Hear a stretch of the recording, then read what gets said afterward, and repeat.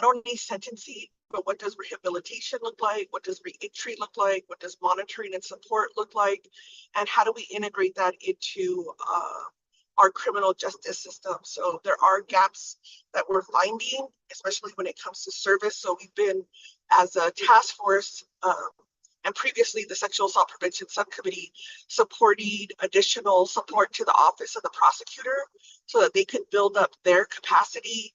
And when I first, came on board as a delegate, I think the Office of the Prosecutor had not had a chief prosecutor in a few years, and they were really in a disarray. So since that time, with different chief prosecutors, we worked with Gretchen for a while, and now we're working with Vernon Jackson.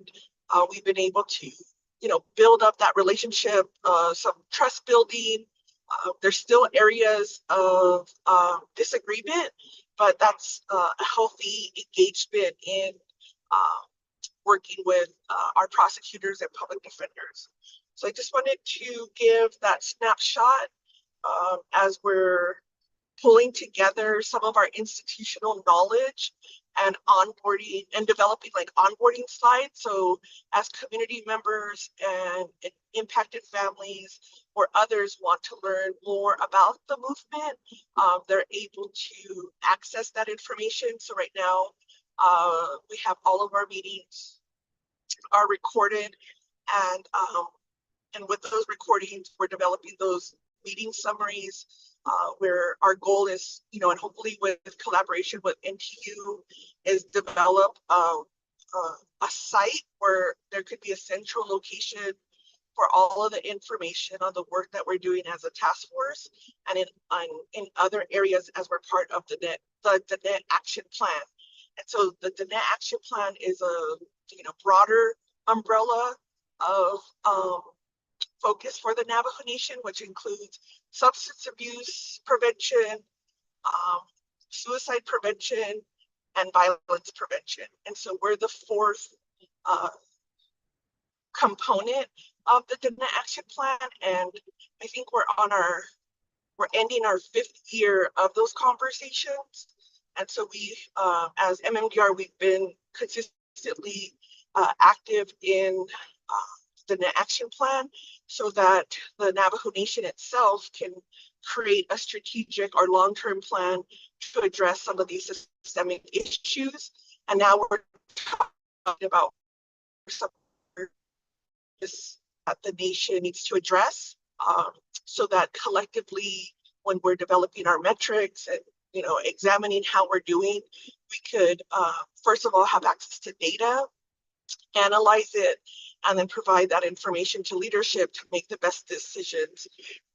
So MMDR is, I would say, a little bit different, as we have a big emphasis on community support, encouraging the families or the survivors to always welcome them to the table, meet them where they're at, and make sure that we continue to echo some of the that arise. So I think in terms of Shara, you're going in and out. Okay, let me how am I a little bit better? Yeah, you're a little bit better. Okay, so I just want to thank Gary, Mike, for being on the call today. I had made a special note because I looked through my text, so I wanted to give you this opportunity to introduce yourself, and however you feel comfortable to,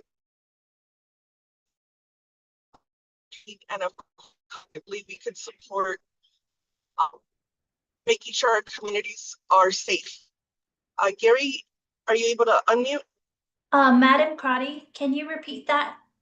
The request for Gary Mike? Yes. Is he able to unmute? Here I am. Good morning. Hey, good morning, Shiaj. Thank you for joining our call. I know that I just wanted to give you some time in this discussion to introduce yourself and let us know some of the work you're committed to and how we could continue to make sure that our families and our communities are safe. Thank you so much. Good morning, everyone. I am glad to be here and talking with all of you who have done so much with missing and murdered and their relatives. I commend the work that you do, and I am behind you. I support you, and will continue to support you as best I can. If you ever need any help, please let me know. I believe you have my email address. Other than that, I will be attending the candlelight vigil being held this Saturday near Farmington. Hope to see you all there. I'm still continuing the Ashland's Memorial Run, which is coinciding with the Shiprock Marathon this year, April 1st and 2nd.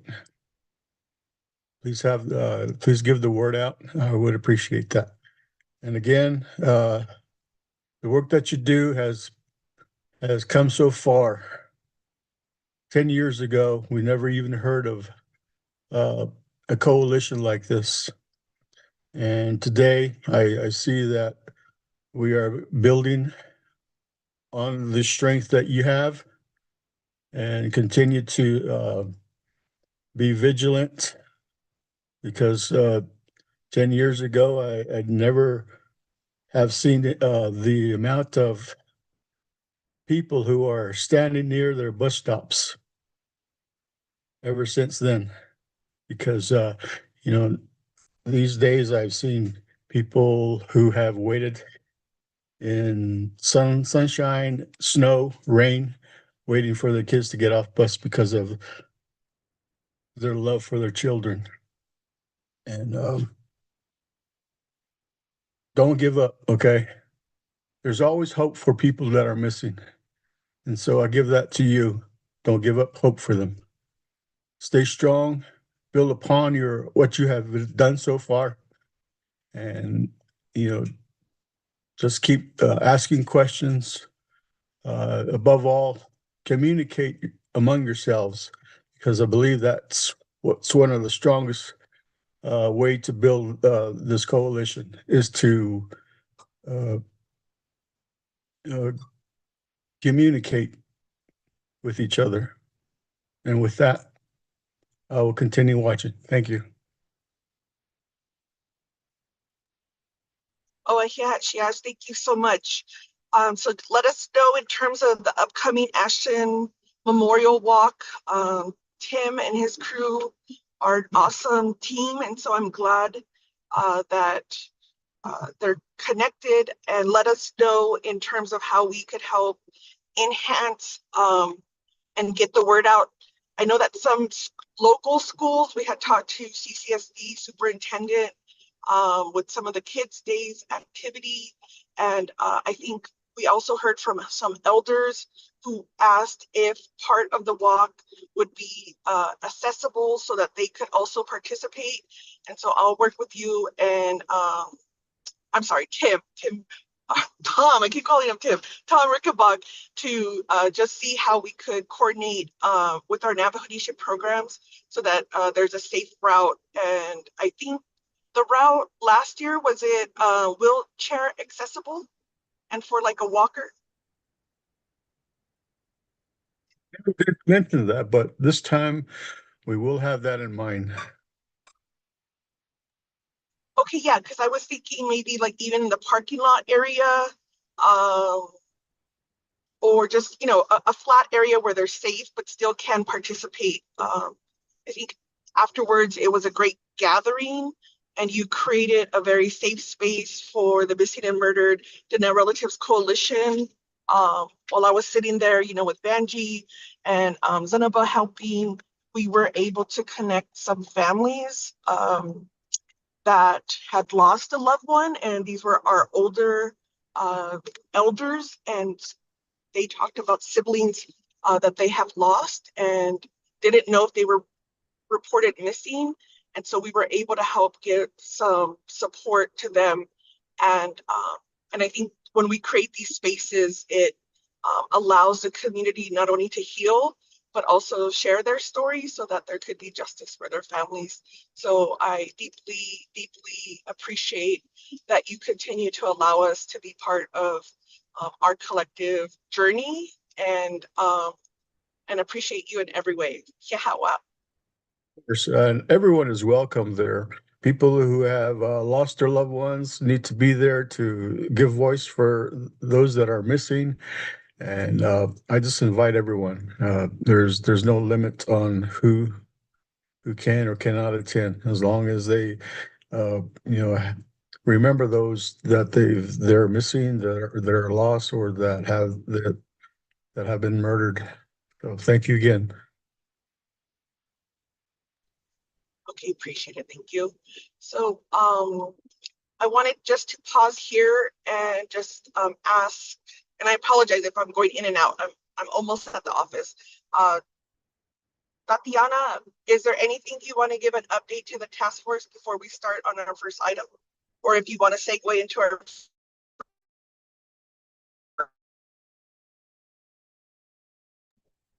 Good morning, everyone. My name is Tatiana. Right now, I do not have any updates. We're still making our final arrangements for the training for January 30th, but we did confirm the presentation for the first day of winter session, which is going to be, let me double check that. It should be on the Monday, Mm, January 26th. So that's going to be the first day of winter session, and we'll have a good hour to an hour and a half for the presentation.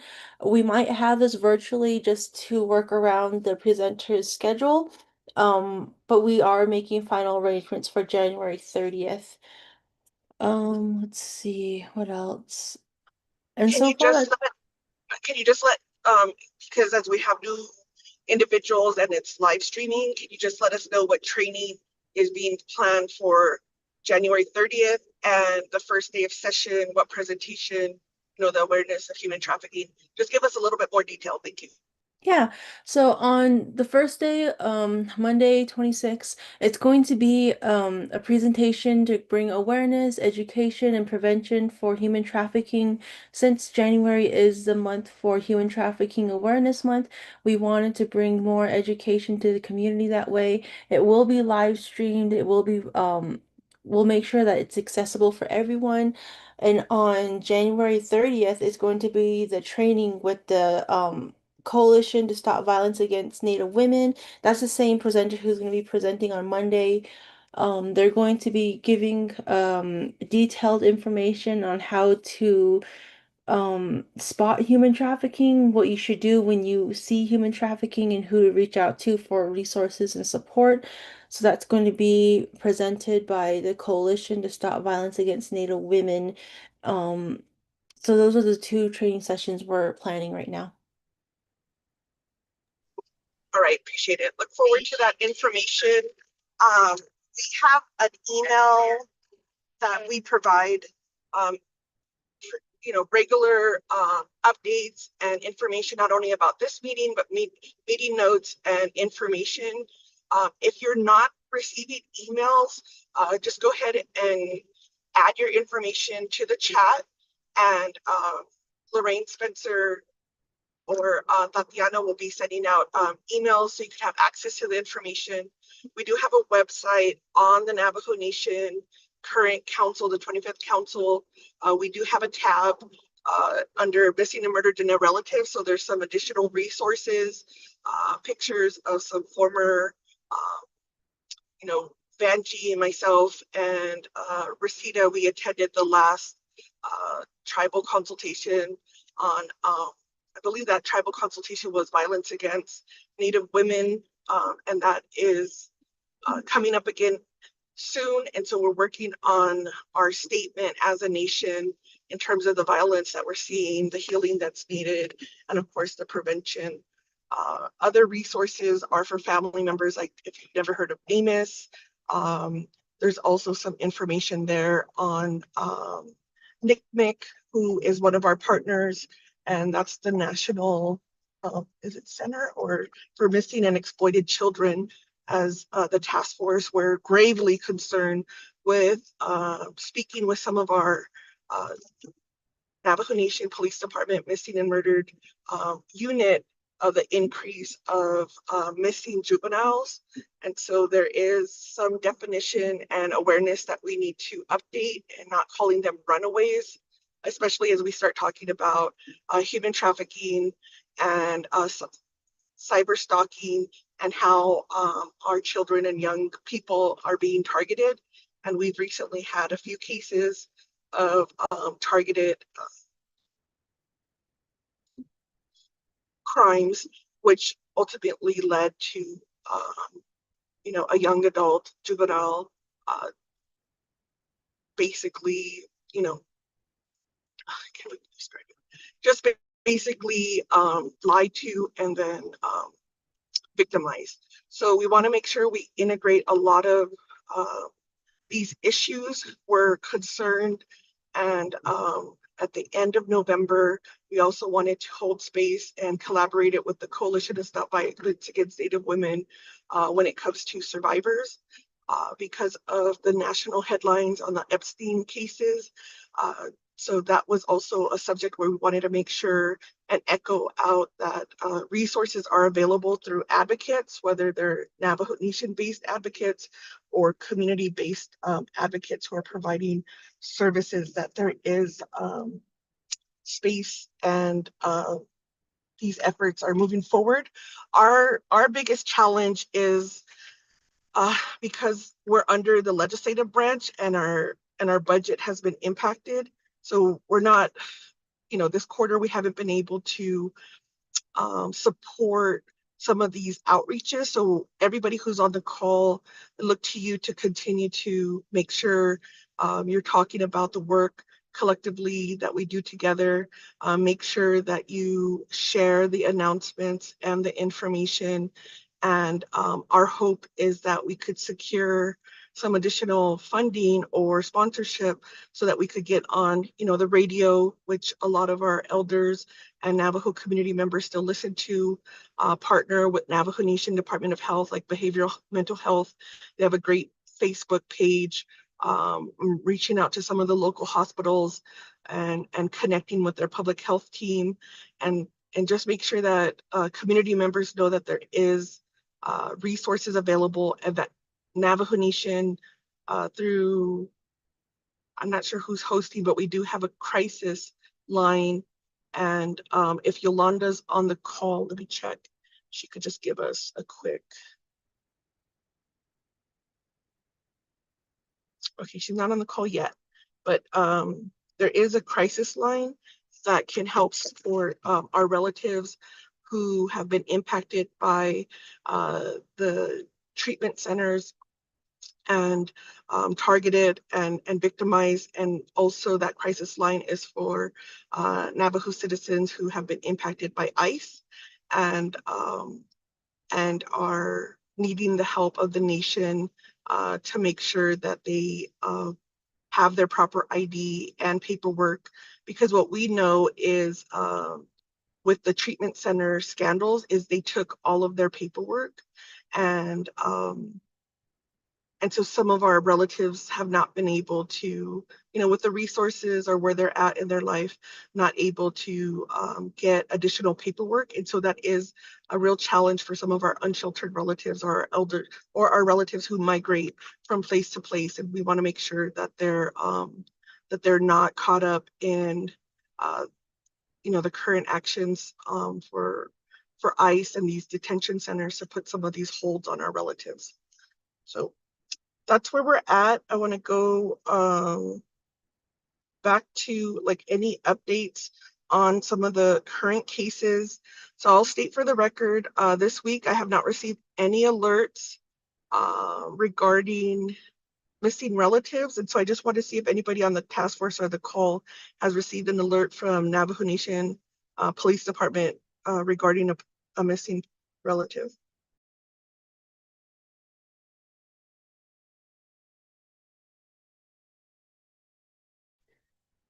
Are you talking about the text message alerts? Oh, yeah, additional, yes. Oh, yeah. I haven't received one since I think October the end of 17th. October. October Yes. 17th was the last one, and I did draft a letter and I sent it to you all for review to ask about an update on that. So I don't know if anybody's reviewed it and we could get an official update on it. Sure, we do have Chief Silversmith on the line. I don't see Sergeant on the line yet, unless it's under another name. But Chief, can you give us an update on the alert system? Oh, ja, det är Benjamin Chief Ronald Silversmith, Napa Police Department. I was going to chime in here. We have been working with the Department of Emergency Management, the Everbridge contract, Bandet. So right now we're going through a contract renewal with the Everbridge system.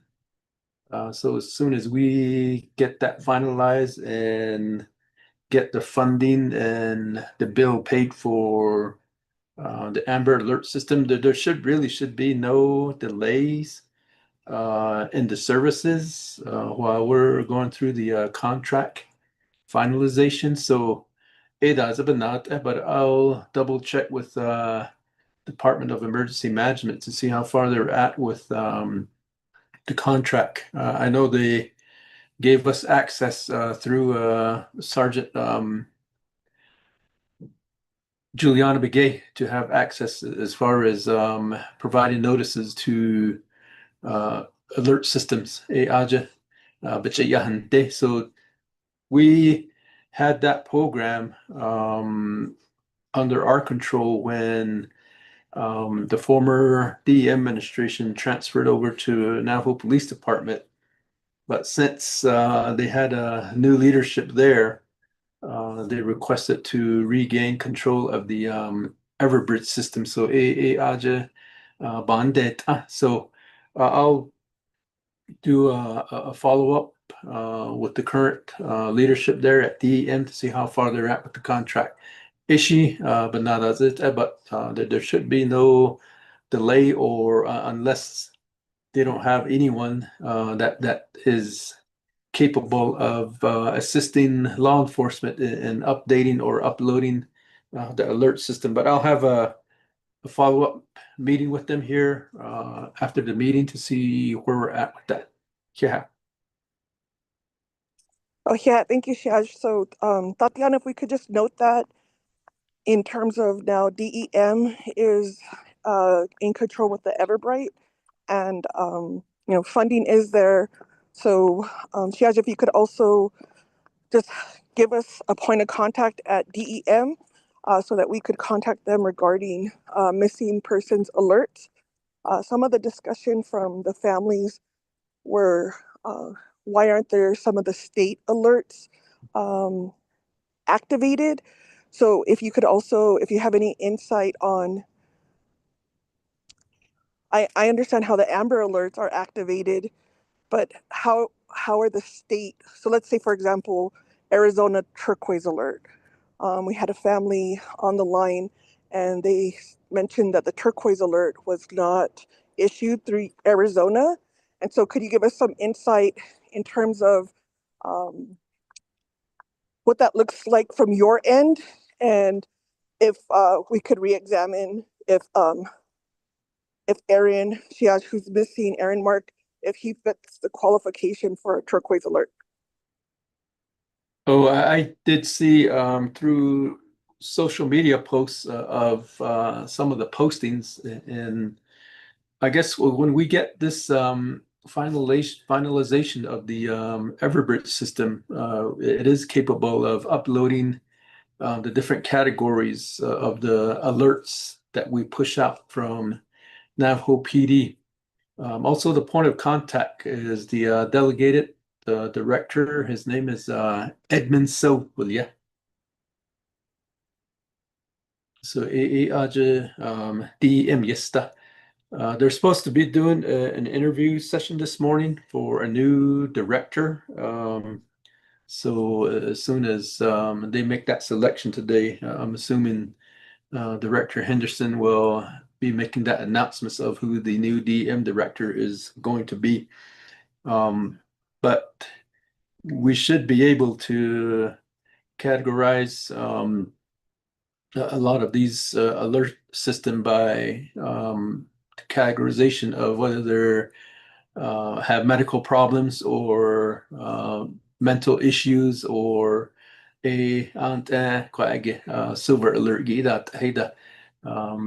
those are kind of classified through the Everbridge system. So as soon as we can expedite that contract and getting it resolved, I think we can get that program up and going. So we're doing our part and assisting DEM in getting that contract renewed as quickly as we can. Okay, appreciate it. Thank you. Appreciate the update. And so we have been working with Arizona Post Captain Paul Einer. And so if you could give us a snapshot of what that looks like, or if you could, I don't think anybody from DEM is on the call, but just let us know what that looks like in terms of communication and collaboration. If you could make that request for the task force on behalf of the task force to Director Henderson, that would be helpful. Appreciate it. Yeah, I'll give Paul Etner, Captain Etner, a call to see if there is a better system that he knows about that we can integrate with as well. Okay. But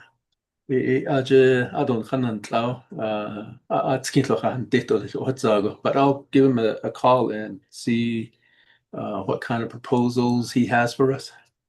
Okay, perfect. Appreciate it. Thank you so much.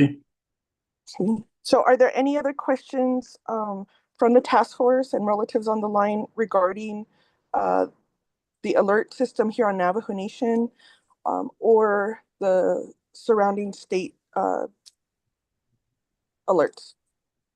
Hi, Chanela. This is Laurel. I do. I was wondering if they could provide any insight to the use of the Arizona human trafficking tip line that the state is using. And I've been told from the human trafficking, I think they have a coalition or a task force with the state governor's office, that this is also utilized. It includes the tribal nations within Arizona. And so I wanted to see how, if they were utilizing those tips and if that communication was working out well. I believe they're using the P3 tip line. And so I just wanted to see how the tribe was using that and if they're receiving those tips as well.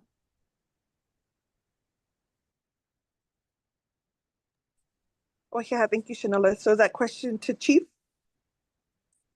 Yeah, again. So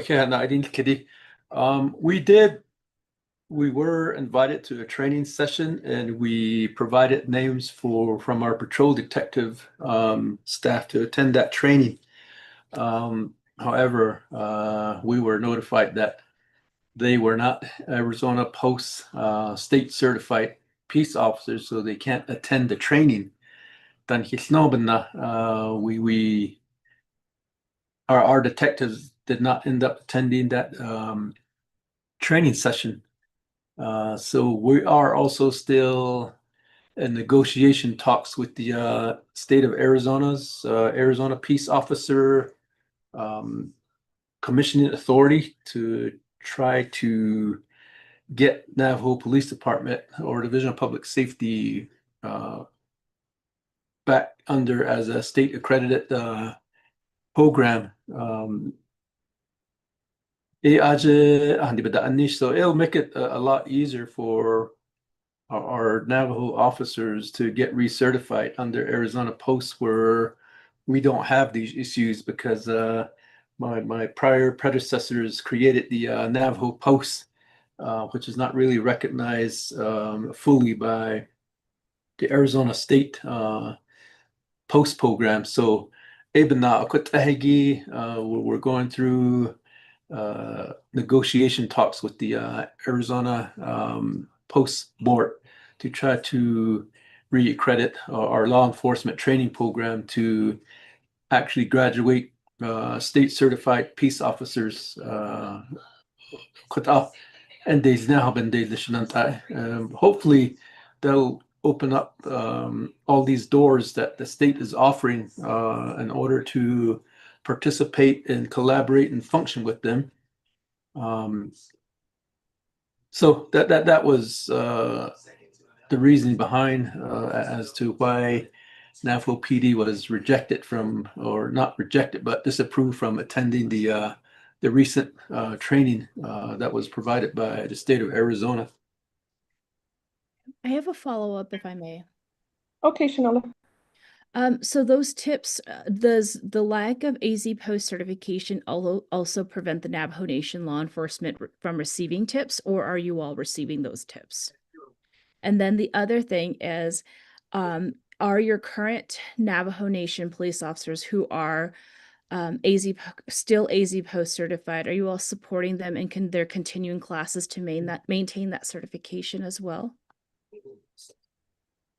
Each Navajo peace officer, like myself, we do submit. We still have our certification. I think it's just the senior staff. These new recruit graduates from 2 or 3 years back don't have the state certification. So that's where we're finding trouble as far as a lot of our state certified officers are retiring or gaining employment elsewhere. So we're having to deal with a lot of our newer, younger officers that are not state certified but are Navajo Post certified. So for that reasoning, we're pushing back to get back under the Arizona State training curriculum where, and your question related to whether we get tips or not, Lieutenant Roland Dash is actually overseeing the entire Special Operations Bureau for Navajo Police Department. So he does have full-on communication with Arizona state agencies, though some of the county agencies. He was a former missing persons unit, but sergeant and supervisor, so he has a lot of knowledge of where we need to go. So he's been tasked with collaborating and recreating a lot of these contacts that collaborating efforts that disappeared. So also we do have border cities, state agencies, different law enforcement agencies that communicate with our law enforcement patrol when they find a relative in a large metropolitan city or down in Phoenix or other states through the NCIC system. I think the NCIC system is actually US nationwide, to where we do get notices of when a missing person gets located. So as we're speaking, I already got 2 or 3 notices from my staff that even when we're talking about missing juveniles within the border towns of Farmington or Gallup, and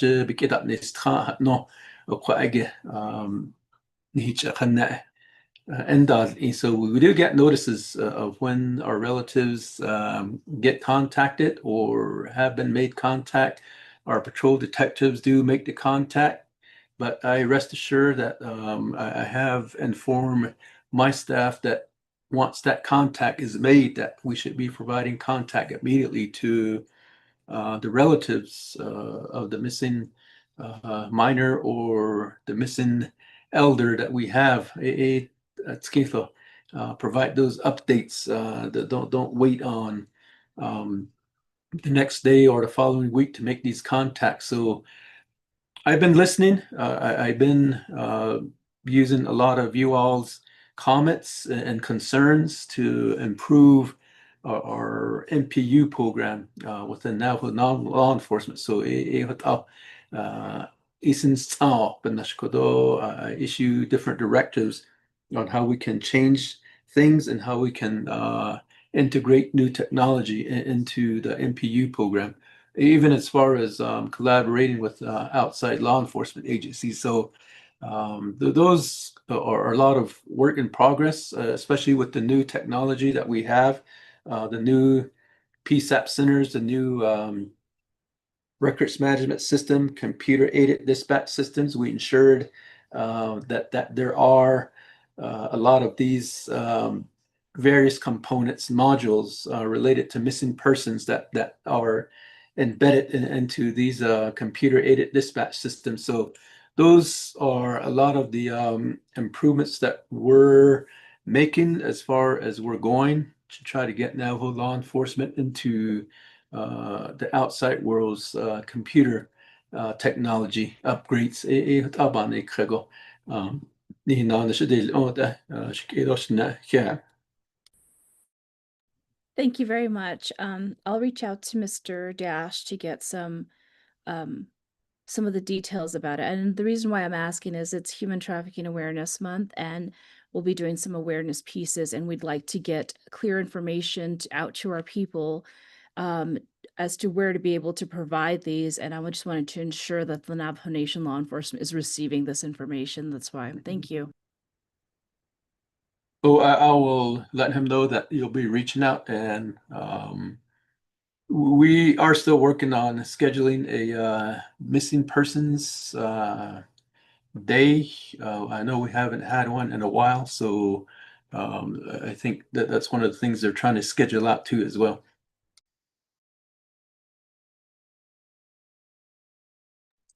Okay, Shiaj, I do see Gary. Do you have your hand raised? Yes, I do. Thank you. Chief Silversmith, thank you for all the work that you do.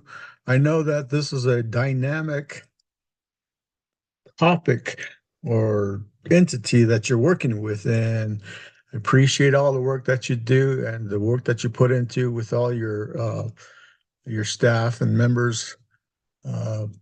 If you need to, ask more questions, please do, because again, from your point of view, communication is very important in your field of work, and also has become important in the Missing and Murdered to Their Relatives Coalition and all the other MMIP people out there.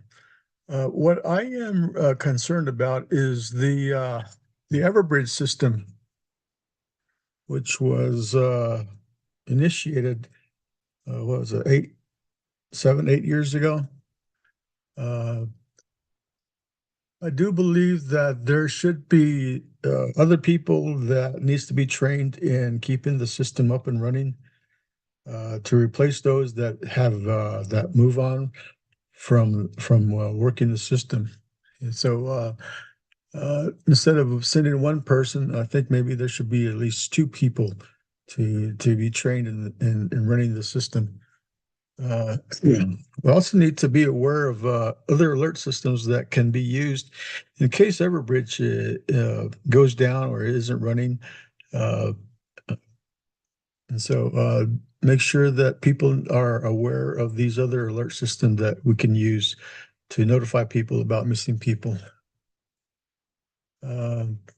Again, just keep working on improving Everbridge or other alert systems that we may come across. Thank you so much for your time.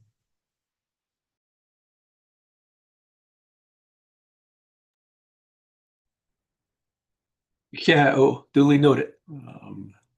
We'll take your advisement and improve on that. Yeah. You don't cat.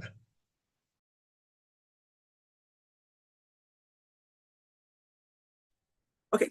Kayla, I see that your hand is raised. Shadisha, you have the floor. Hi, good morning. Thank you, Delegate Crowdy. Just to introduce myself, my name is Kayla Benali. My dad, Aaron Mark Bradley, is currently missing since September 6th. Tachini Nishle, Torichini Bashichin, Adaluka Dene Dashiche Ishi Dashishanella. I did have a question in regards to the safe alert. I spoke with Andrea and she gave some information as far as the categorizing of the alerts. I'm wondering if my dad would qualify for the safe alert. Thank you. Okay, thank you so much. Chief Silversmith, do you have any guidance for Kayla, or in terms of who she would work with to make sure that the proper alerts are submitted on behalf of her missing father? I will forward that to our missing persons unit to review the case. AGC Ajin to make that determination on what classified alert system that they will be issuing, but I will certainly let them know that your request is to review and to see if we can issue a safe alert if he's eligible for, if he meets the criteria, I should say.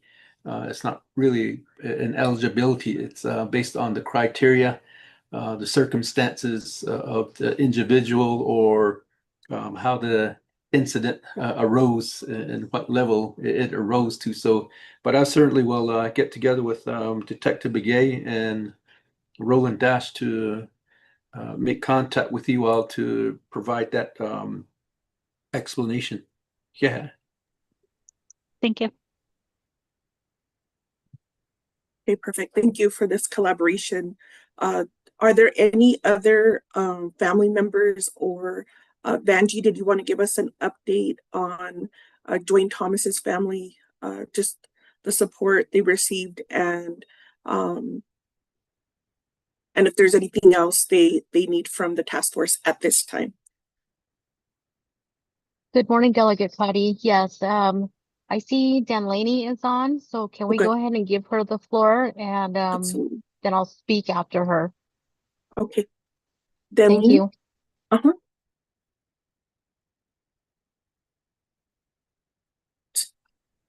Good morning, Delegate Crowdy, and everyone in here.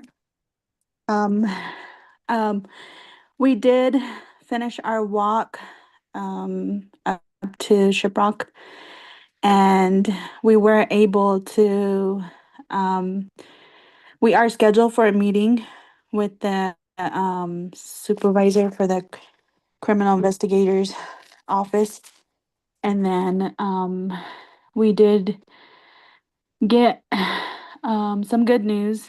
You know, I'm very thankful for your help and everyone who supported us during our walk. And I'm happy to say that we are getting somewhere with this. We did receive some good news yesterday that remains are being sent this week for testing. So our walk it was not for nothing. And I am happy to say that we are getting somewhere. And I'm very thankful for each and every one of you support. So, and with Vanjie and the coalition providing snacks, dinner and breakfast for the walkers and drinks and stuff, you know, I just want to say thank you.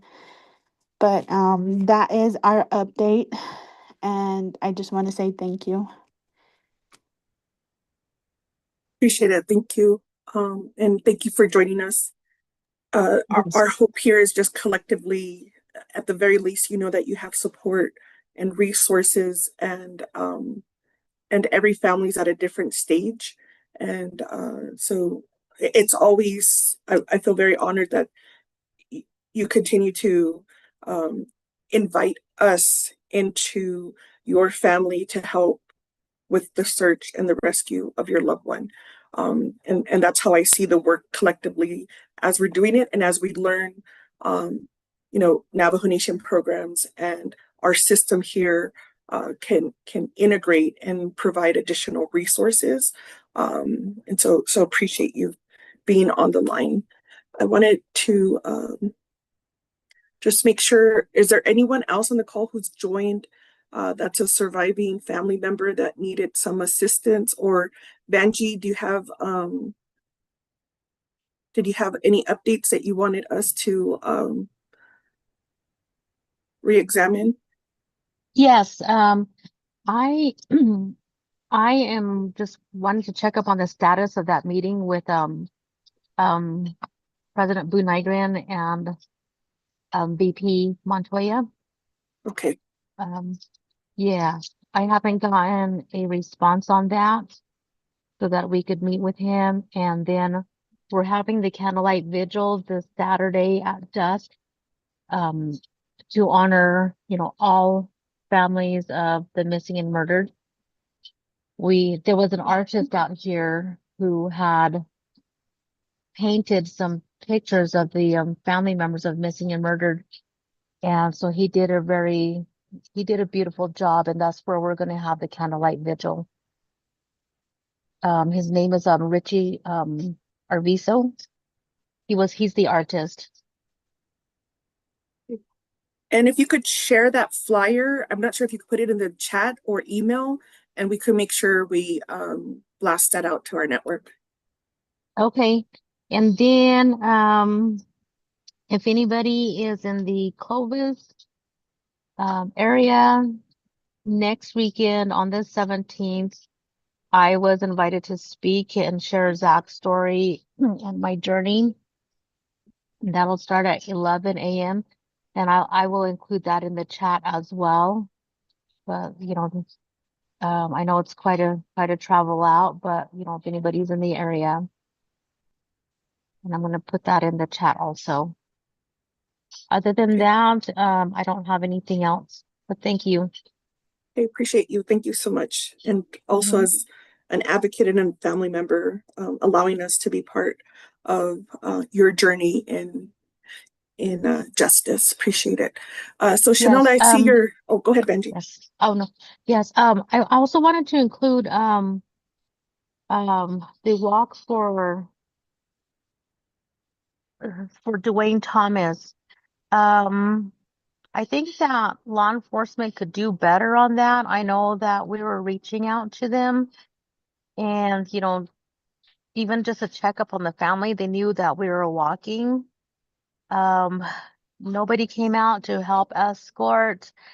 And then when we got to the building, the families were outside waiting for CI. And I understand they have a meeting now, but just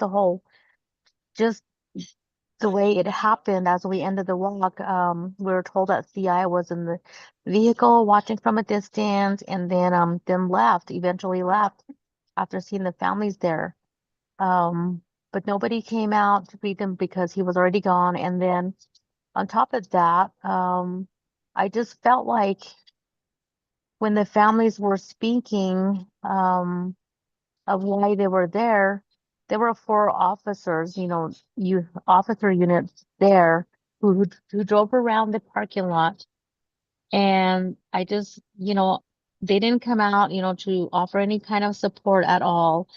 I felt like, we felt like we were, I guess, victimized, like just, there was just no empathy, nothing towards the families at all. And I just think that we need to do better on that. We weren't there to cause any problems. We were there because the families need answers. They need action, like on their case and updates and things like that. And that's why we were there. And to prevent, our marches and rallies, they need to do their part. Thank you. Okay, appreciate those recommendations. And if that's something we could start building up as part of the coalition's toolkit, and definitely in terms of maybe getting additional information from PD on what are some of the best practices, and what are some of the expectations, because maybe it's an advocate helping connect with that communication. So thank you for those recommendations, and we'll continue to work collectively on best practices. And you could always submit comments in our chat, recommendations, and at our email. This conversation is recorded, and it's very valuable to hear this from the community.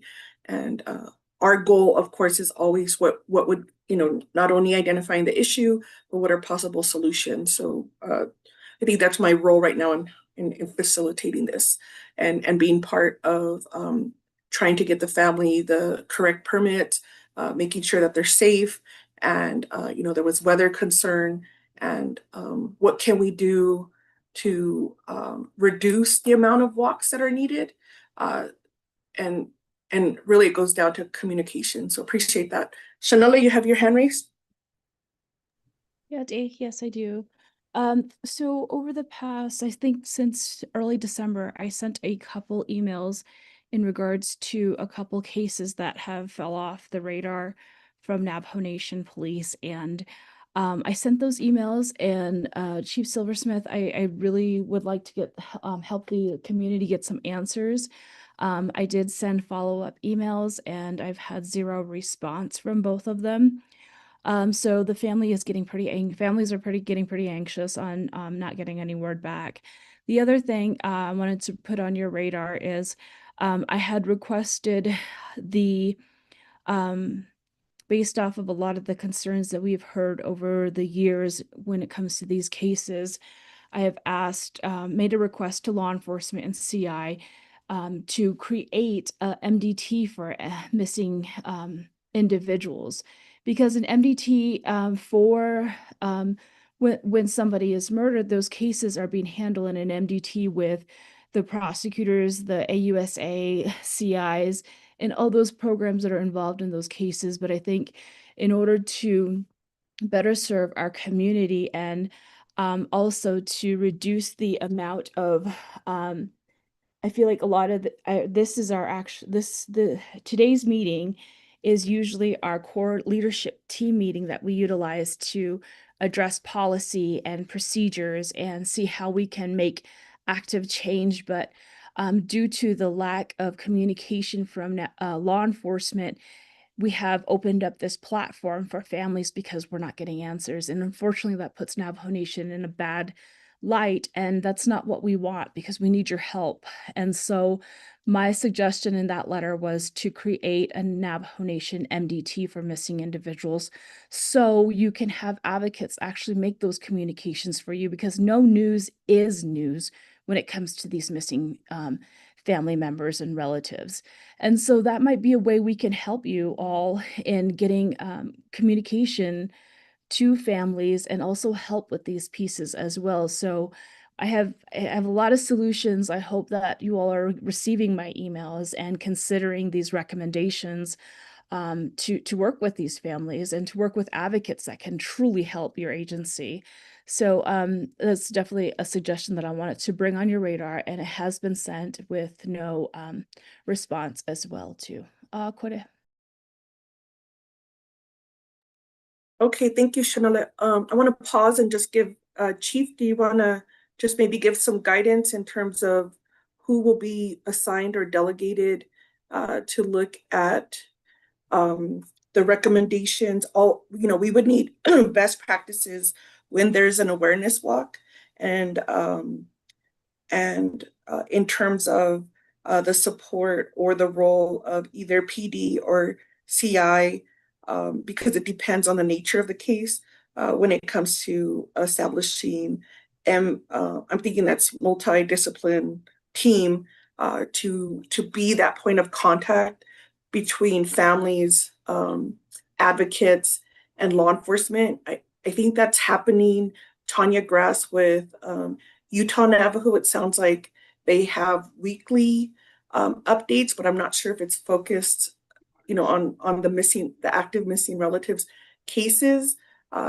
So if you could just let me know who would, if you need, next week, if you could give us either an update, or if you let us know who you're going to assign that to, we could continue to work with them or invite them to the call, or just make sure that some of these recommendations through communication, like if we need training, if we need funding, who would be those individuals to help navigate those conversations with the advocates and the families. Chief Silversmith? Yeah, Shannon, I think one of the things is first and foremost is a lot of these cases that are being handled by criminal investigations that go federal, and with the missing persons, the full missing persons initiative, at some point, criminal investigation, I can't speak on their behalf, but eventually the missing persons program is going to be under the umbrella of the Department of Criminal Investigations. Of course, law enforcement patrol is still going to do their preliminary and initial investigations, conducting search operations, but eventually CI is going to have the full operation aspect of the missing persons program.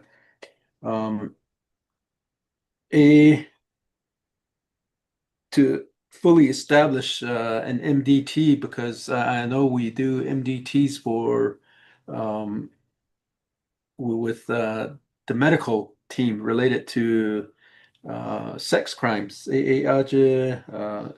sexual related offenses or things like that. Asati or MDT, but not to where they have federal investigators, AUSAs, and criminal investigations to talk about cases. But I think this is an MDT that's primarily related to just the investigating authorities that have these MDT meetings. I would have to communicate with Mr. Leslie as far as how we can establish the provide a response to MDT, because eventually anything and everything we do from a law enforcement perspective, we always have to get our legal guidance from Department of Justice. That's why we have some delayed response, because we're communicating with DOJ as far as whether we can actually provide some sort of assistance in providing case updates, but at the same time, here as a law enforcement uniform program, I think I've stated this before, is if we provide inaccurate information or details of a case with the federal case still pending and ongoing, we kind of subject ourselves to potential offense charges being filed against us. So so we kind of have to really be careful as far as what information we provide.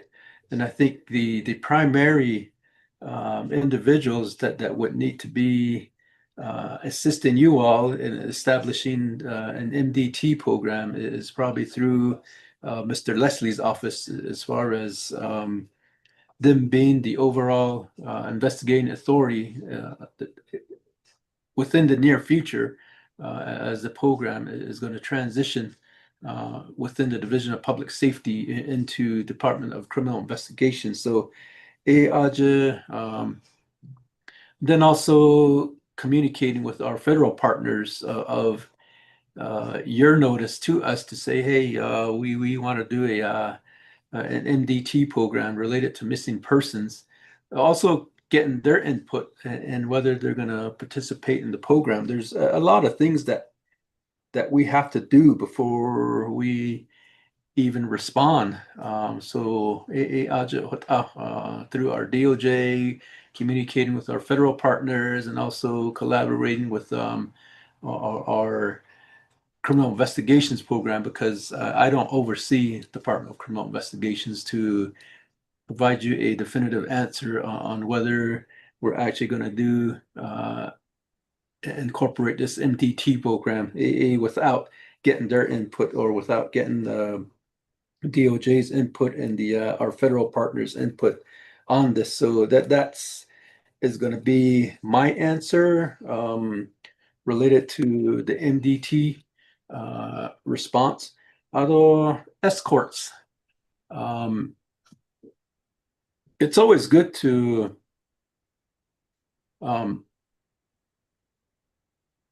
Deputy Chief Leonard Williams is the patrol field operations. I think you all have his email address. He's been on these meetings. If you need assistance with escorts in some marches, he kind of evaluates the amount of people. He also verifies whether some of these marches are going to require permits, especially for state roads, BIA roads, to ensure that I guess from a liability perspective,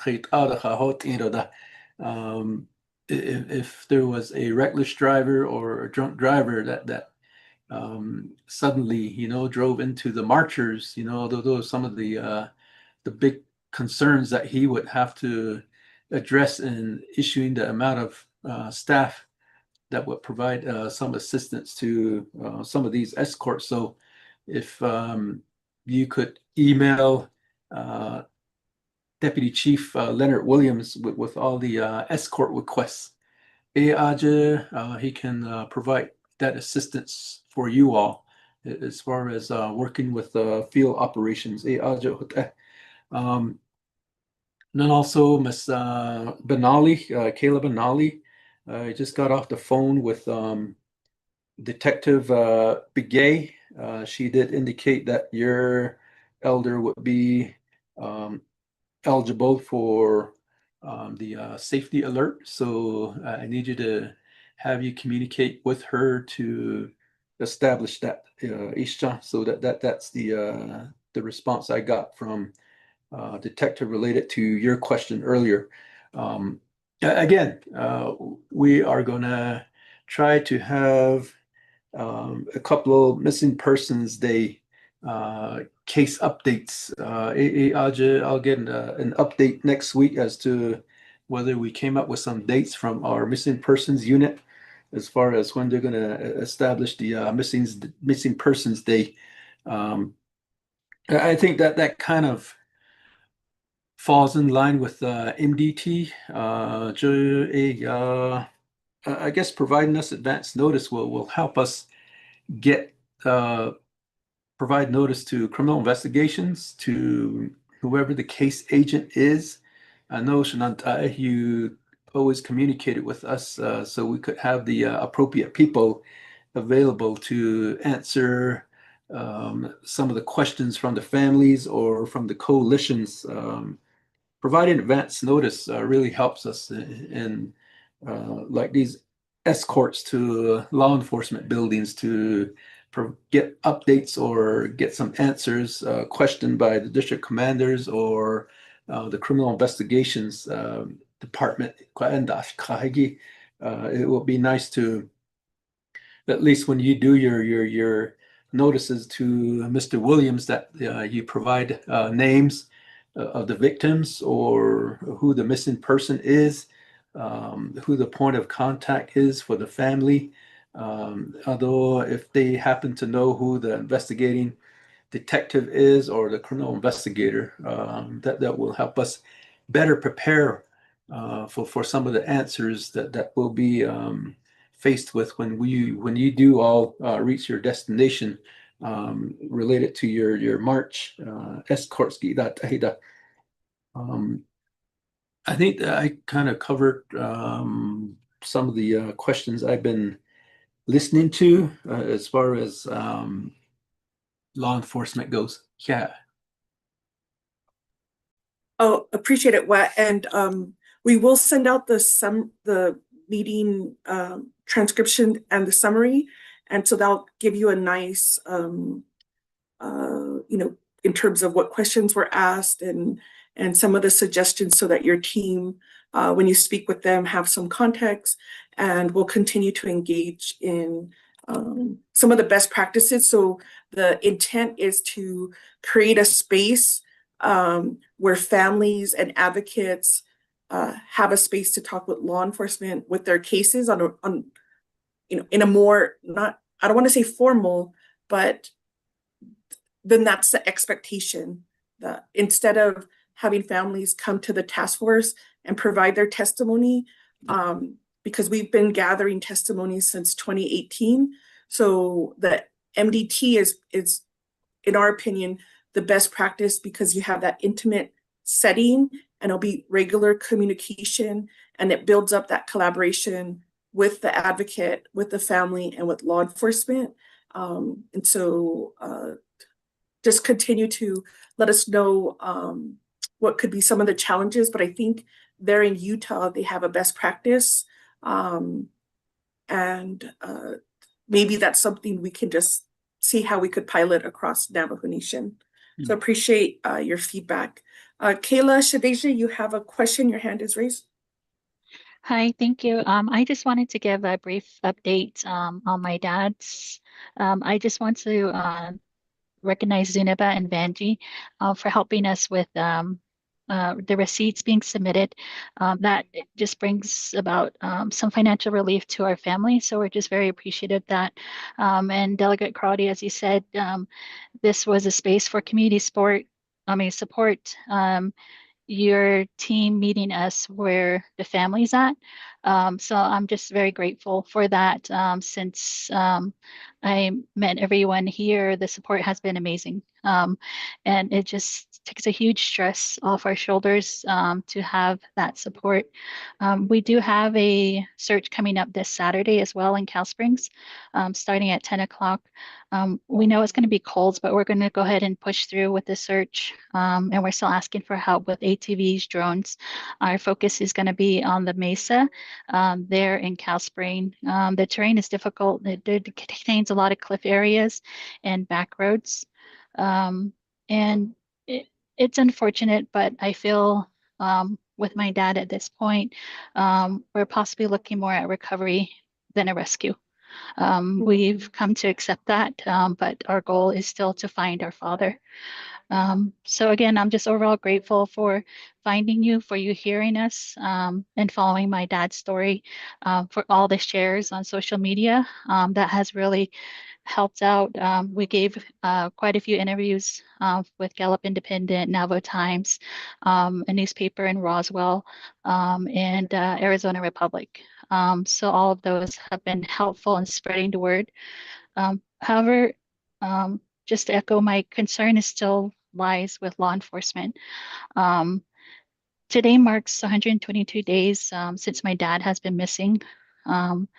And I don't know timeframes or how long we have to wait, but still in disbelief, we still have items that I believe are crucial to my dad's case, and we still have those in our possession. No one has given us any indication what to do with those. We've been offered to bring it to the police department, but there's just no communication in that area. I'm also learning this same frustration lies with the public. We are receiving a lot of tips through social media, messages, and phone calls, but no one wants to report any information to the police.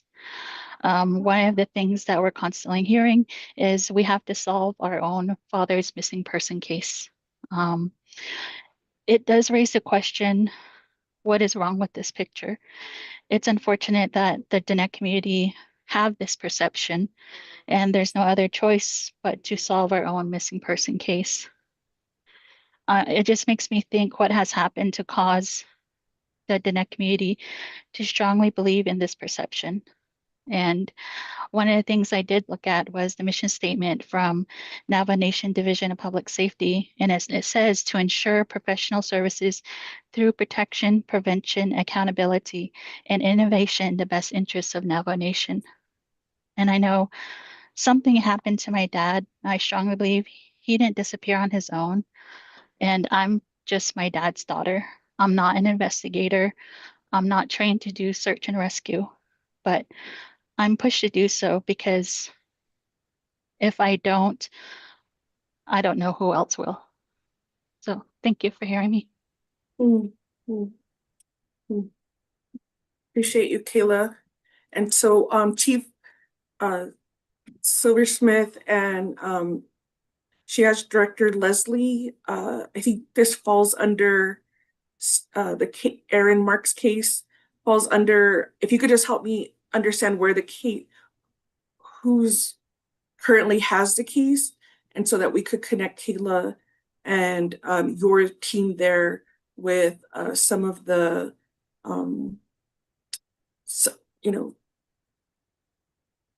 in some of the, I don't want to call it evidence, but possible evidence and providing guidance to the family, how that could be handed over to law enforcement to possibly help with the investigation.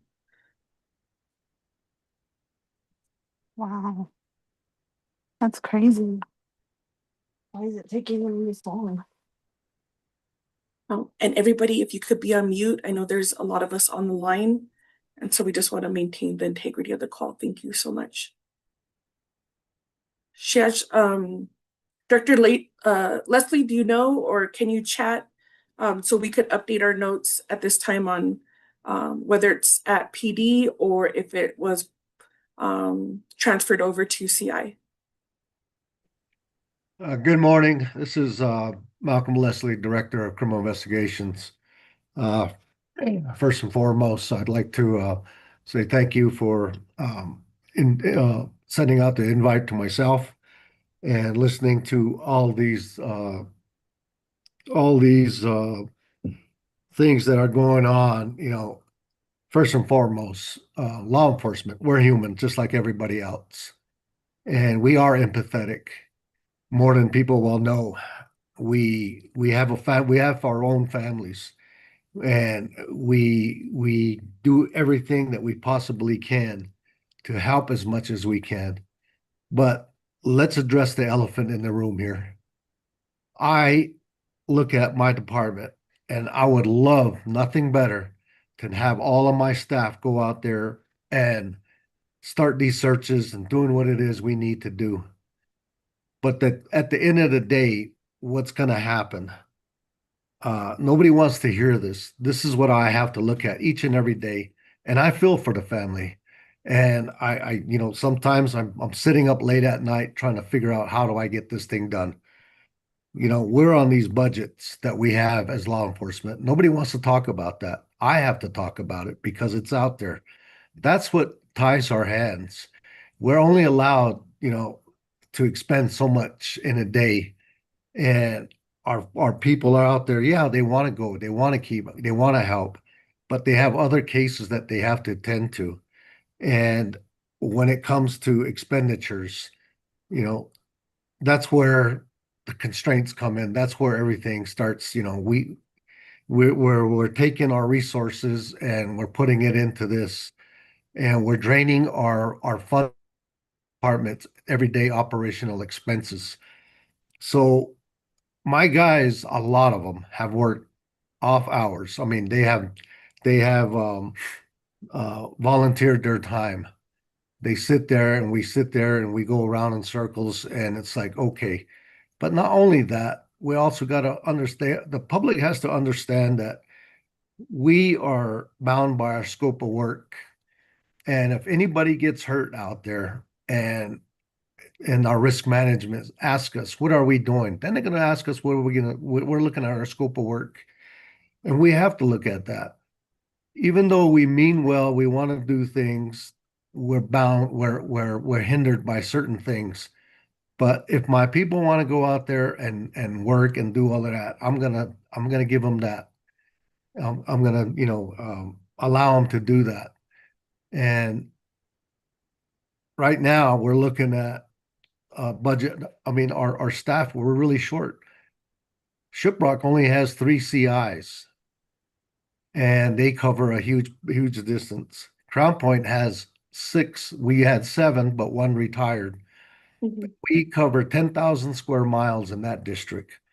And we have guys that are out there working off the clock, trying to do what they can. And it gets, you know, frustrating for us. And then we also have to look at, you know, the things that are coming our way, the MDT that's asked, you know, it's a fine idea. I'm all for it. But there's these things, these constraints that we have to look at. the sensitive information. MDTs are not public forums. They're only meant for the people that are working that case, and it's case sensitive when it comes to the criminal investigations department. I mean, I'm talking anything evidence. I'm talking interviews.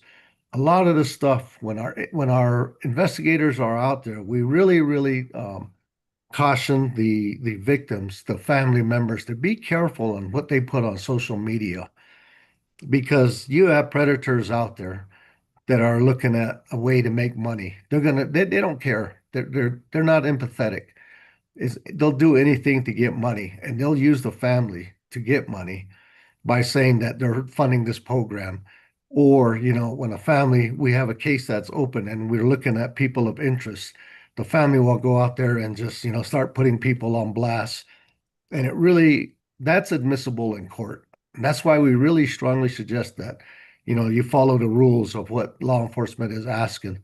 And we do it for a reason because, and that's the reason why we don't release a lot of information because it's information that we know that if there's a suspect, a subject involved, they know, and we're the only two, and the victim knows.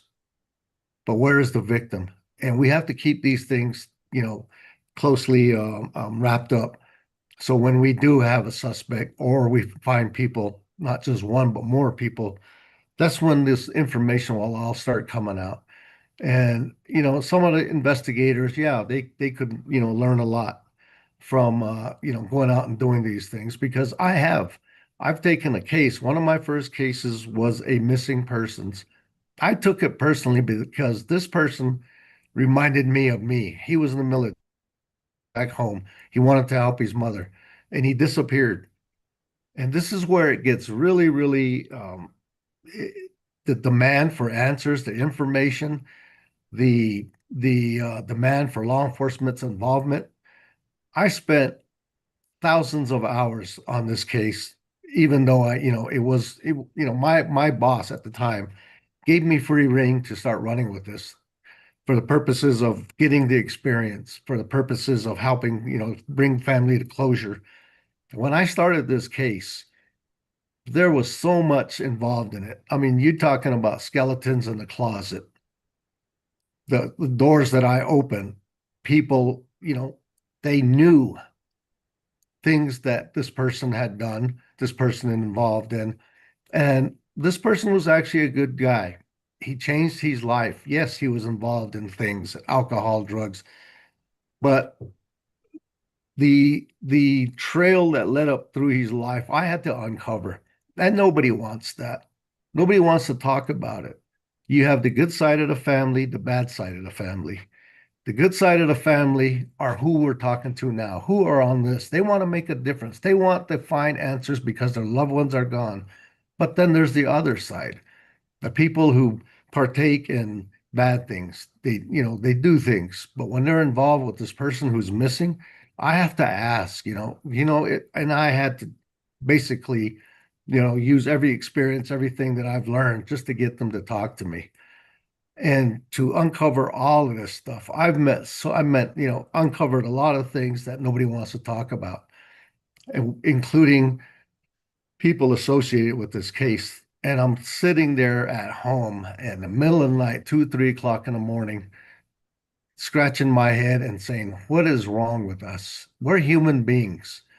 Why do we allow our families to be treated this way? Why do we treat our families this way? And why can't we get them the help that they need, whether traditional or Western society medicine, counseling? And that came out from this case I was working, the trauma that was involved with all these people. And I went home and I fell to my knees and I thank God for my family that, it made me a better person. But when it comes to these cases, this is where people have to understand. Law enforcement uncovers a lot of things. These investigators that we're talking about are, we have trauma after trauma and trauma, but these are special. These are the special people that go out there and do what they do because they love it. They love to bring, closure to families. It's not every time that we get to do that. We bend over backwards, but people don't see that. People are afraid to talk about it. But sitting here and listening to all of this, there's a lot of things, and I appreciate everything that was said this morning from, everybody's involvement. And I understand that. We're very empathetic. I am. But when it comes to, missing persons, people have to understand it's not just one-sided. It's two-sided. And law enforcement's right in the middle trying to uncover all of this stuff, but we're met with a lot of resistance, the trauma, everything, the lying, the people, the bad people, the good people. And when I accept a case of a missing person, I sit down with the family and I tell them straight out, this is going to take a long time. And these cases are hardly ever met with good causes. They're mostly recoveries. And I wish it wasn't that way. But with everything that we accept and we get, the family has to understand if the law enforcement says, give you instructions, do not leave that, evidence there or anything. They need to explain to you why. And they need to explain to you, the families, that, our work ethics when it comes to missing persons. And that's why patrol is there. They run with it at the beginning. They do their due diligence. They sit there, they take the interviews. We do all of that. And then we end up accepting it through the criminal investigations. And of course, we are experienced on this side with the years, and we go from there. But when it comes to missing persons, that's a very, very delicate subject that nobody wants to, really. How many people are really wanting to go out there and help than to sit there and couch quarterback? And I love it that the family is out there doing what they need to. And, if we can lend a hand when we can, that's when we'll be out there. That's when we're out there doing this. And when we ask that, to be mindful, and yes, I'm going to say this is where we need to be better at our communication. And that's where I'm going to sit down with my supervisors, all of them, and bring this up to them that we need to be better. I'm hearing what I'm hearing here today. And yes, the family, and I like that term. No news is good is news. If we don't have any updates, then we have to talk to the family and tell them that. That's why we have victim advocates. And thank you, victim advocates that are on. You're a blessing. And I always well root for you. And I always well give you the kudos, because you guys are our underlying heroes, because you deal with the family, you deal with the hardships that we can concentrate on our cases. And I appreciate that. But going back to, what we're talking about this morning, we're our hands are tied up to a certain extent, and nobody wants to hear that. I got a budget that, I'm barely able to manage. And you have people that are leaving the department to go get paid better money somewhere. We don't have that on our 6038 contract, BIA. I have to fight tooth and nail each and every day for that. And to sit there and, have BIA say, they don't have the money for it, but turn around and see other things. We need a victim advocate program here back on Navajo. And that's what I'm trying to establish. I'm also trying to get more people hired to start up an MMIP unit for our investigators, so the families can be more informed, so we can have that. And I really, really appreciate what I heard this morning, because I was kind of feeling down and trying to figure out what I'm going to do, but you gave me that burst of energy, which I needed. I needed to hear. I needed to get me going again. And that meeting tomorrow, it needs to happen, but it'll be discussed more thoroughly there with the family of Mr. Dwayne Thomas. And, I appreciate them uh, agreeing to sit down with our department. And if I can make it out there, I'm going to be out there with the supervisor from Shiprock and discuss some things. And I'll be more thorough there when I'm sitting there with the family on what I'm talking about. I could talk about this all day, but we don't have the time for it. But I just wanted to give you a little bit of insight of what we have to deal with and what I had to deal with, and to end that conversation there with the story about the young man that went missing. There was a lot of things in there, a lot of trauma, a lot of things. And, family member that had a brand new home that didn't want him to live in there because he didn't trust his son. And that's what really got me upset. And so I'm looking at all of this and I'm carrying this around. So in a long story here, they found him. They found him on the north side of Gallup, you know, with the same clothes that he wore and everything. It was classified as a hypothermia case, an accidental death. And those are the things that I'm looking at. But in between there and all the stuff that was in between, I'm talking gang activity. I'm talking hearsay evidence. I'm hearing everything, everything under the sun. And I'm just sitting there when it was finally said and done. That went under my tool belt, you know, on a lesson that, you know, people should know. They should know the story about law enforcement and what we do, because we're not sitting there on our fingers. We're not just sitting there, you know, not thinking that, you know, we're not being empathetic. We're going above and beyond. And I sit there and I really wish that, you know, the public could sit there and see what honestly, what each and every one of us has gone through to get here to where we're at.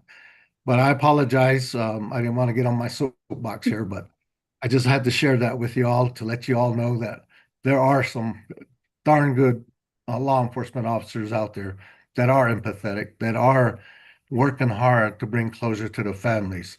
And it's not, you know, we're always on the bad end of the stick. We always have a target on our back.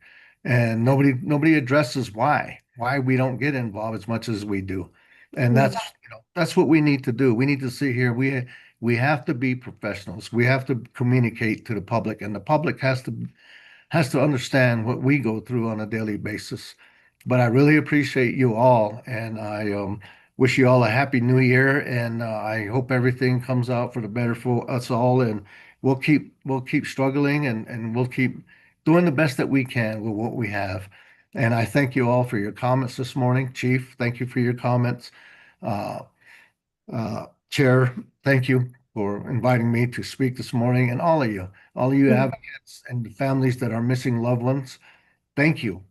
Thank you Sure. for, you know, giving us that time and opportunity to sit there, to give me the time and opportunity to explain some of this stuff, because I do sympathize with y'all. And I'm the same way. We have to get these alerts out there. And I cannot wait. I really seriously cannot wait to get uh, the license plate recognition cameras out there. You know, it's going to be all throughout the Navajo Nation. When people say this person walked off this way, I got in the vehicle and went this way, this stuff is going to be a blessing in disguise. And already we got a lot of negative comments from a lot of people, but we'll show them that this is what we're really talking about, and start moving us in the right direction with solving these things that we need to solve. Thank you. Okay. Appreciate it, Chief Director Leslie, and always coming to the table, helping us, you know, very hard conversations. And of course, families do not, and they should not know some of the systemic issues that we have here in Navajo. And that's why we're, you know, in these positions to help remove some of the barriers. And so I wrote down some of the areas that I could help as chair, working with the Law and Order Committee, especially when it comes to your 638 contract. And what we're doing is, you know, really monitoring the funds that MMDR recommended. Unfortunately, last year, as I mentioned, some of that funding wasn't used for the purpose of the MMDR, and so we're rebuilding back trust, and in working with the CIs, we definitely can be a space here on how to address some of the systemic issues for our policy team, if it's the federal contract. And I think internally, when that OMB meeting is set up, the Office of Management and Budget is set up to discuss, you know, your drawdown or your different carryovers or your IDC, because, you know, even internally, we need to support the CI so that they have the funding to have their equipment, you know, have the funding for overtime. And so I've shared my story that when my grandma was missing, we had to support our CIs with, you know, basic equipment. And so that's something as Navajo citizens, and that we need our leadership to know that funding, your public safety should be fully funded. and what does that look like? And, we'll have accountability and monitor the fundings, but what does that look like? And so we're here to support you. And maybe, Tatiana, this could be some of the recommendations from this meeting that we, have put up the ladder to Navajo leadership. And if Yolanda joins the call with the Office of the President and Vice President, we definitely collectively can and should be working right now on the next round of funding that just would not be part of an annual funding, but a multi-year funding for Navajo Nation's investment in our criminal justice system and our advocates and what support the families need. We do have Crime Stopper in reviewing some of the laws. And so we'll need to continue to gauge what we hear from the families. So I do want to apologize. I know we're at, beyond the 10 o'clock mark, but I did see that Juan and Kimberly have their hand up. So Juan, I'm going to give you the floor and understanding, we're coming from a space of not only identifying some of the challenges, but coming up with a collective solution. So Juan, you have the floor. Hi, thank you. I just sent it the chat. Okay. My son, he's been missing for 2.5 years, and we believe he is here in New Mexico, possibly on tribal land. And I just wanted to just announce that we're going to be doing a balloon release for his birthday on January 31st in Rio Rancho, New Mexico. We can get a flyer emailed to you as soon as we get that created. I appreciate the comments made and this opportunity. One of the things I just wanted to suggest that has helped me, and I think can continue to help, is the victims, us making sure we learn how to advocate for ourselves. And because one of the things I've discovered, I've never been a victim before. This is my first time dealing with, is that there's a lot of holes in the system. There's a lot of good people. There's a lot of bad people on both sides of the line, and educating ourselves in what people's responsibility is a good way to hold each other accountable, and then just continuing to have these meetings, because the truth is we are part of a club that we don't want to be a part of, that we never wanted to, we didn't choose to. But if we continue to support each other in this way, I think it's the best way for us to get that closure that we need, or the justice, or the answers that we're looking for. So I just want to thank you guys for this opportunity, just to be able to promote that my son, he's been missing for 2.5 years, and like anyone, it's been the worst 2.5 years of my life. And learning how to be a victim, learning how, like Kayla said, I'm just a father. I don't know how to search for a child. I don't know how to do that. But it's something we have to do. So I just want to thank you guys, and just like I said, on January 31st in Rio Rancho at Mountain View Park, we will be having a balloon release, and I can get the flyer to you guys as soon as we finish making it. Appreciate it. Thank you, Juan, for Thank you. Again, allowing us to be part of your journey and understanding really collectively we all have come to this place not knowing the system and its limitations, but just collectively wanting our relatives home or recovered, or justice. So appreciate you. We'll share that flyer on our socials, and we'll see how we can push that out to other team members to elevate your balloon release there in the Rio Rancho area. Thank you. Appreciate you. Kimberly, you have your hand raised? Yes. Good morning, everybody. My name is Kimberly Carlston. I work for Aunties for Justice, ABQ, and MMIWR Indian Country for Darlene Gomez. I hope that we could get some support for Juan. He has had several events, one in Farmington, one up in Red River last year that we helped host. And, we got a lot of information about Marian. She has been seen, her and her current husband, Wayne Shelton, who helped change their name from Marian Felix to Sophia Shelton, and Andrew to Oliver Shelton. Our biggest barriers that we're facing is Wayne Shelton is a retired New Mexico State police officer from the narcotics department. And, you know, he's using his tactics, in my personal opinion, to keeping Marion hidden and Andrew. The sad thing is there's been so many sightings in San Juan County of Marion and Wayne together, but nobody has seen Andrew, coming up to 3 years. And for an advocate, that's very concerning.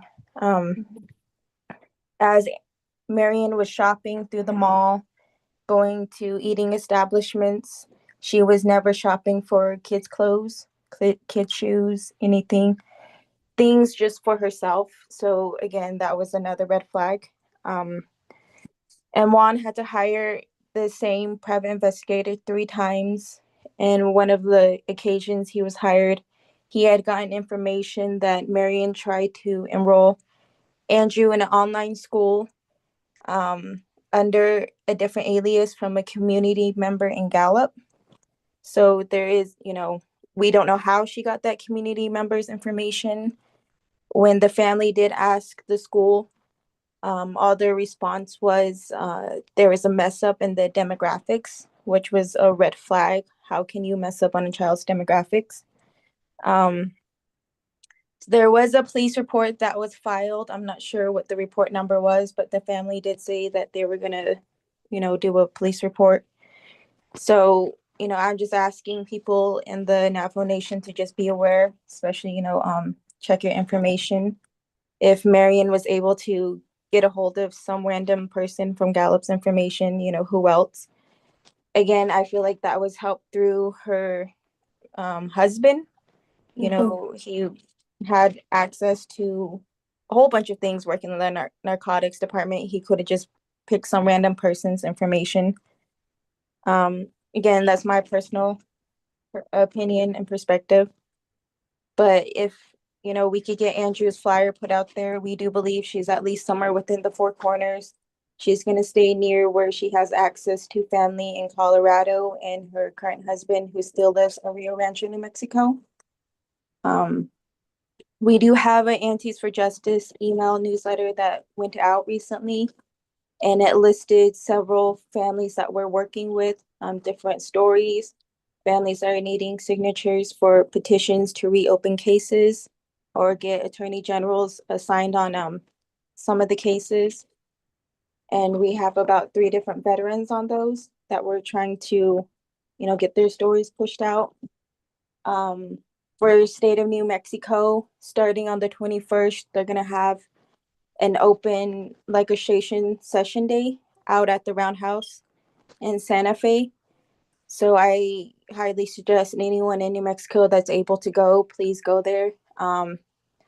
Mr. J.C. Block, Senator J.C. Block has personally asked me to create a letter, a list of missing names of people here in New Mexico that they could hopefully read during the legislation to really show with the eyes of the, Democratic Party that the missing persons crisis is huge. And it's something that, we're tired of people overlooking. Our numbers are increasing and something needs to happen. We've been working a lot with him about policies and, updating new policies, reforming them. Tomorrow, I have a meeting with some of my other advocates with Mr. J.C. Block's secretary about our next in-person meeting, what policies we're wanting to put in. We'd like them to talk about on the session floor. So, if anyone would like to email me or, let me know of some great ideas, we're open to anything. I mean, it doesn't have to just be missing and murdered. We know that this is a big crisis with mental health, with suicide, with addiction, with sexual assault, domestic violence, trafficking, and anything and everything underneath it. We have several events coming up this year, one for autism. Kimberly Wappenpaugh has her second annual Missing and Murdered Indigenous Peoples event, Red Dresses, So she's still accepting donations for red dresses, red shirts. That will be in May. I'll have my second annual mental health fair in September. So if anyone would like to come as a vendor, all is welcomed. You don't have to be focused just on mental health. Like I said, mental health falls under every category out there. It's affected by everything. So as much resources as we could get, especially since we do have a lot of natives out here that are unsheltered in the Albuquerque area. Some of them came out here looking for loved ones. Some of them came out here after being trafficked and, are trying to find resources down here or resources for when they go back home, how to get transitioned. So, if people are willing to come and vendor, please email me, let me know. I'm working on the flyer for that so I can start getting it set out. It'll be back at the International District Library up on Louisiana Central. We had a great event last year. We had a lot of people come through, especially a lot of our Native unsheltered relatives came in and got resources, and they were very appreciative of it. So, any way that we could help, we're willing to travel, meet families, meet victims. We attend a lot of court proceedings for sexual assault, domestic violence, missing and murdered. We sit in with a lot of session discussions, leadership discussions. We talk we talk closely with our senators, with our state representatives. So we have collaborations all over, even with the local Albuquerque and Fire Rescue. We did a training last year to teach people about CPR, AED, wound care. AFR is willing to host another free event. You don't get the certificate, but you at least get the knowledge and the basic trainings of it. They're willing to collaborate and put up another event this year. If we could at least get 15 people or more that are interested. And they'll do it there at their academy here in Albuquerque. And, so we have collaborations all over that we're willing to work with. And with that, I'm not sure if you could be the one to help me, Amber Crotty, hearing how a lot of people are struggling with, law enforcement. I get they have a lot to do. I don't want to belittle them or anything. They have a lot to do after working a lot with our law enforcement agencies, APD, BCSO up here. I get the burdens that they have. And, I do uphold, I respect them a lot more now. And especially, their frustrations when it comes to missing persons, the investigation part. But I have been trying to establish a training that I have heard about that was started in Oregon through NAMI.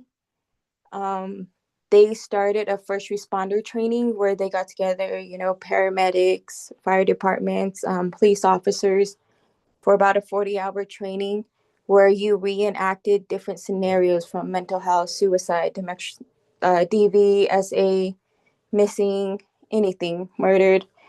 You reenacted different scenarios and, the first responder had to basically respond to you how they normally would anytime they go out to assess somebody in those areas. And they're being graded by their superintendents, people from the office, some dispatchers, um,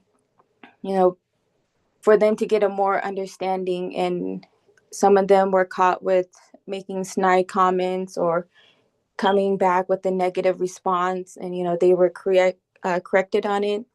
When I did talk to a few people from NAMI about this, they did see a big impact, like a positive impact after starting these trainings with their first responders, and especially dispatch too. So I'm hoping to try to get something like that started with the law enforcement out here and the fire department out here. It's a bit harder because of how many people they have, like with AFR, they have 700 plus more firefighters. So trying to get this started there is we're trying to plan it out and figure out the best way to go. And then especially with APD and BSCO, they have like more than I think 200 or 300 law enforcement officers. So even that's kind of hard trying to get it planned with all of them. But I feel like maybe if we could start something like this with the Navajo Nation and, you know, get it recorded or do something, we could use it as a training tool to also send out to, you know, other law enforcement agencies just to show them, you know, this is a step forward to creating a lot of changes and making positive impact for families and communities. And I know AFR said if we did a training video like this, they would be willing to send it out to all their fire department men and women to watch these trainings, and they get, you know, graded on them and things like that. So I mean, that's a great way for us to reach out to other communities or other agencies that are willing to, you know, take the initiative to learn these things and just get better help out there.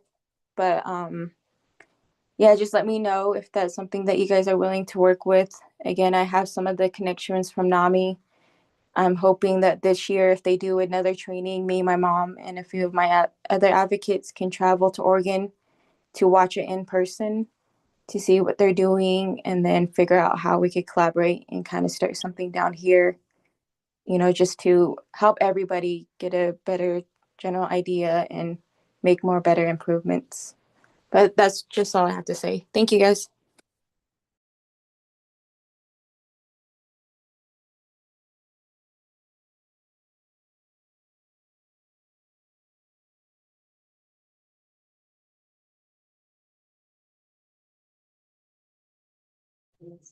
Okay, yeah, sorry about the pause. We're just trying to navigate our different meetings. So I appreciate all of that information. Although we're recording the conversation today, would you be able to email some of those resources that you mentioned? I know that MMDR Coalition puts some of the documents on their website, and also we could share collectively some of the resources that you mentioned for families who may be interested, or community members and supporters that would help amplify some of the work that you're focused in on. I just wanted to see in terms of have you, when you work with law enforcement, is it through like as advocates and then the family and law enforcement? Is that how you're also set up there? We're looking for best practices so that we could build a system. We want to build a system that supports the family, so the family and their needs are that's where that's where everything begins. So I'm always looking for best practices, and of course the federal government does not provide really any funding when it comes to missing relatives. We had been promised federal funding. It seems that it goes more like when law enforcement, like if there's funding for certain initiatives with AUSA or with FBI or BIA, and it's not clear if ever any of that funding is available for the 638 tribes, like Navajo Nation. And so what I would want to do is, I was on the Not Invisible Act Commission, and we were on regular conversations with law enforcement.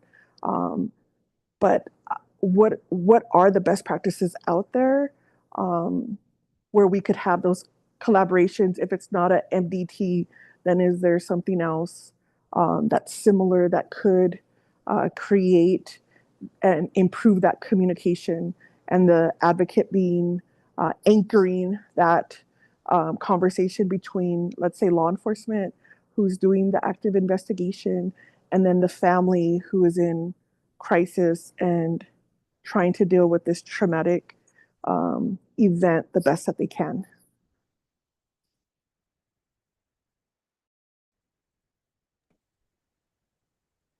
That's very good. For us, how we work, we've gotten connects, through different departments of our local law enforcement agencies. And we've kind of made it a mission of ours to really reinforce, positive communication and fast response communication.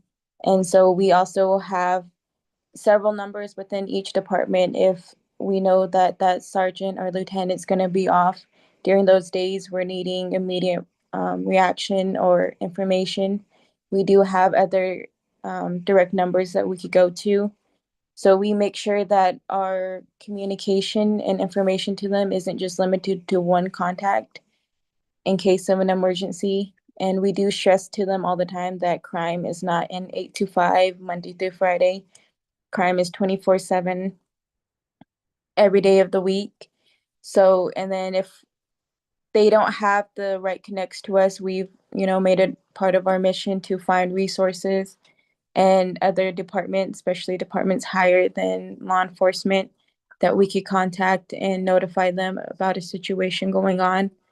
So we work a lot, not only with APD and BCSO, but we also have connects with Department of Public Safety, Department of Justice, some people in FBI, some people in different federal agencies that we work with. If I can't get in connects with any of them, I go through my senators.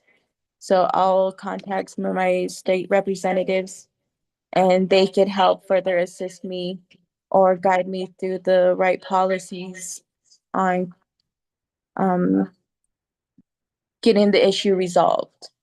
So that's how we handle our part with our organization. And with our organization, we're all volunteering victim advocates. So all of our services are always free to everybody. We don't charge anyone anything. And we deal a lot with law enforcement because we create PR packets for our families, which has to do with any type of documentation, police reports, medical exam reports. If they're dealing with CYFD, we deal with those reports. And then we also prep them for media. We get the media attention where we can. So we're just kind of always here and there helping them. But we deal a lot with documenting and getting documentation from a lot of different agencies because we know some departments kind of try to bully our victims or tell them that they don't have access or the right to it when they do. And some of them violate their Victims' Rights Act. So we go in with them. We'll let, law enforcement know that they do have the right to this. This is a part of their Victims' Right Act. And we'll even state what part article it's under.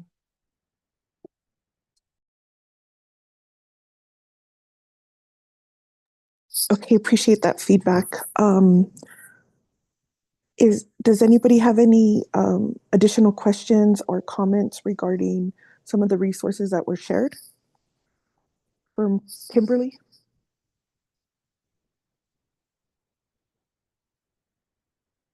Okay, just appreciate you being on the call, Kimberly, and the work that you're doing for our families collectively. What we just want is morning. If families are put in a situation where they have to advocate for themselves, we want to make sure that we have a warm hand with them to help navigate through, this horrendous journey. And there's ups, there's downs, and we're also dealing with other humans who may be in law enforcement or may be in other jurisdictions. And so I appreciate deeply the advocates on the call and who continue to show up to do the work. So what we're going to do now is start wrapping up today's call. We didn't get a chance to really start talking about Title 14 and 17, but those slides were emailed out. So you have a high-level summary of some of the changes, especially the critical one for Navajo Nation is to remove the statute of limitation when it comes to murder or sexual assault cases against our children. There is some new information or new definitions when it comes to cyber stalking. We're also working on some possible amendments for the Victim Rights Act, or that may be another, standalone effort to partner with all of Navajo Nation programs. And our goal here is with the database. So we have Dr. Gonzalez, who maybe at our next meeting can give us an update on where we're at with the database. And Chief Silversmith, if you could get your team there to connect with Dr. Gonzalez, we just need to understand, they need to talk like IT lingo, and we just need to understand how information is collected. So when we're developing the database, there could be areas of collaboration, but also understanding there is going to be areas of sensitive information that would only be accessible to law enforcement.